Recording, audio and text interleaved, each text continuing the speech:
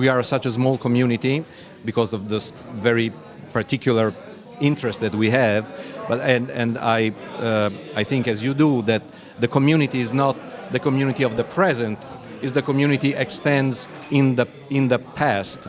And in your lecture, you spoke about this idea of re-examining fundamental principles, and this is also ties to going back to the roots of our form of art, because I think we see it as a form of art, and you cannot advance unless you know what other people have done. Yes. 100%.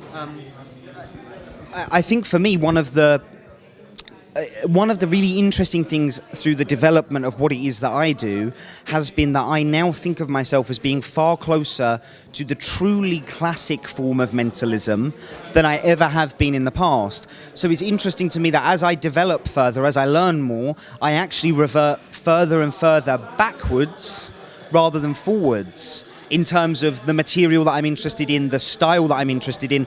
I think over the years I've suddenly realized why the classics remain the classics. So I think re-examining the fundamental principles is something that I can do for the rest of my life, and I will always find something new, because as I learn more, suddenly I see more. It's that old expression of, the student is only ready for the lesson when he's ready for the lesson. And I feel that, what perhaps I look at today and dismiss, maybe in 1 year I will have learned enough that I can look at it and see the value. So taking the approach of no idea is worthless, every idea holds something, maybe it's just I'm not yet good enough to recognize that. And maybe in 1 year's time I will be, maybe in 10 years' time I will be, maybe I never will be, but it's always worth looking at it again to see if perhaps we've learned enough to now see the value.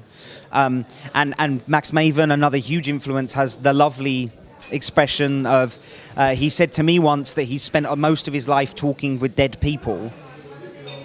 In reading all of the books from Ted Anneman and the classic works in mentalism, in a way we have this one-way dialogue with the past, and it's up to us to imagine the answer.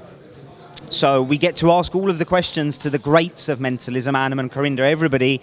It's just in our imagination that we find the answer. So I really like that idea of the one-way dialogue.